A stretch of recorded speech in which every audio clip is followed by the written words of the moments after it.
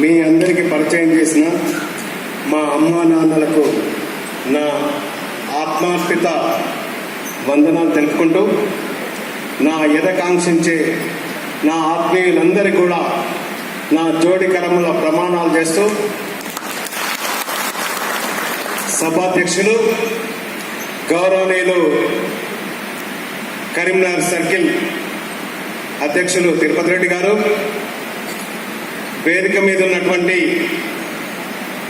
పెద్దలు గౌరవనీయులు NPDCL chairman and managing director Annamaneni Gopalarao గారు, అలాగే పెద్దలు SPDCL chairman and managing director G Raghuma Reddy గారు, వేదిక మీద ఉన్నటువంటి డైరెక్టర్స్, నా తోటి యూనియన్ రథసారథి సాయిబాబు గారు, సుధీర్ గారు, మన అడ్వైజర్ జనార్దన్ రెడ్డి గారు, అలాగే డిస్కాం నాయకులు, సభలో ఉన్నటువంటి నా పూర్వ నాయకులు యూనియన్ పెద్దలు సత్యనారాయణరావు గారు, శోభనాథ్ గారు, ఆర్ సత్యనారాయణ గారు, ప్రకాష్ రావు గారు, ఇతర మిత్రులు, నాకు తోడుగా దాదాపు 14 సంవత్సరాల నుంచి 2003 నుంచి కూడా కలిసి ఎన్పిటిసిఎల్లో పనిచేసినాం. అలాగే తెలంగాణ ఏర్పడిన తర్వాత కూడా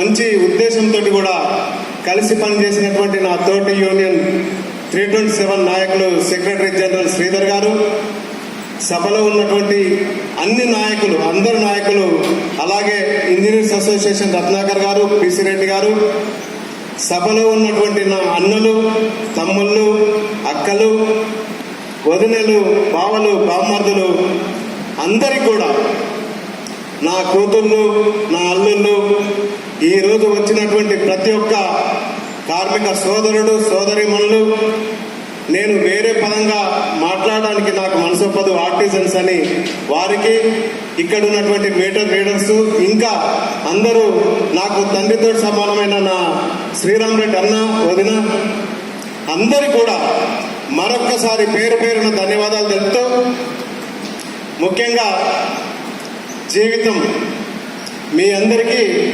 మొదలే తెలవాలనే ఉద్దేశంతో మిత్రులందరూ కూడా నా సన్మాన పత్రాన్ని చదివి వినిపించారు. దానిని రాసినటువంటి మా అక్క కొడుకు రాజరెడ్డి గారికి నేను హృదయపూర్వక కృతజ్ఞతలు తెలుపుతున్నా.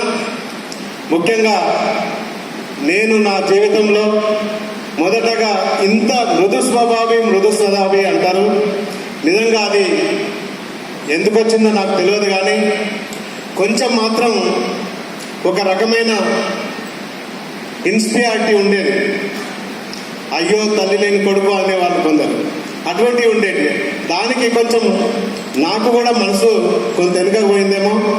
నేను 4వ తరగతిలో ఉన్నప్పుడు జాషువా గారి గోవ్యాఘ్ర సంవాదం ఉండే. నిజంగా ఆనాడు ఆ పద్యం కొంత నాకు ఇప్పటికి కూడా ఒక ఇన్స్పైర్ లాగా పనిచేసింది. చులకన జలరువ తంతు చులకన తృణ కనము దూలు చులకన సుమ్మి ఇగనగి దూలు చులకన మరి తల్లి లేని సుతుడు కుమారా అని. అంత చులకన ఉంటాడా తల్లి కుమారుడు అనుకునేవాళ్ళు. కాకపోతే అందరితోటి సౌమ్యంగా ఉండాలనే ఒక మంచి పదం నాలో చేర్పినందుకు జాషువా గారిని కావచ్చు, భగవంతుని గారు నేను నా శేష జీవితం వరకు కోరుకుంటా. నిజంగా ఒక పల్లె జీవితంలో పుట్టి పల్లెల్లో పెరిగి 4వ తరగతిలో నాగళ్ళు దున్నే ఆనాడు, అప్పుడు కూడా ఈరోజు నా తోటి బామ్మర్ది దాదాపు ఇద్దరము సమాన వయసు సిహెచ్ రాజురెడ్డి రుద్రారం సర్పంచ్గా ఉండే. కొన్ని మా చెల్లెగారు మాట్లాడినట్టు కొన్ని అనివార్య కారణాల వల్ల కొన్ని మా ఫ్యామిలీకి ఇబ్బందులైన మాట డిస్టర్బెన్స్ అయింది. నిజంగా ఇద్దరం కూడా ప్రొద్దులేసే పొలము, తర్వాత 9 అయితే సంఖకు బ్యాగ్ వేసుకొని టిఫిన్ కట్టుకొని వేరే ఊరికి పోయిన సందర్భాలు. పల్లె జీవితం అనేది ఒక కవి, జానపద కవి చెప్తే పల్లె ఒడి తల్లి ఒడి రెండు ఒకటే అని చెప్పేది. తల్లి ఒడి ప్రపంచంలో అంతకన్నా గొప్పది ఇంకోటి ఉండదు. పల్లె ఒడి తల్లితో సమానమని కూడా చెప్తారు. జానపద కవి మాట్లాడితే ఓ తీరు ఉంటుంది, పురాణ కవి మాట్లాడితే ఓ తీరు ఉంటుంది. పల్లె అయినా ఏదైనా పల్లె అందాలను వర్ణించాలంటే జానపద కవే వర్ణించాలి, పిల్ల అందాలను వర్ణించాలంటే పురాణ కవే వర్ణించాలి.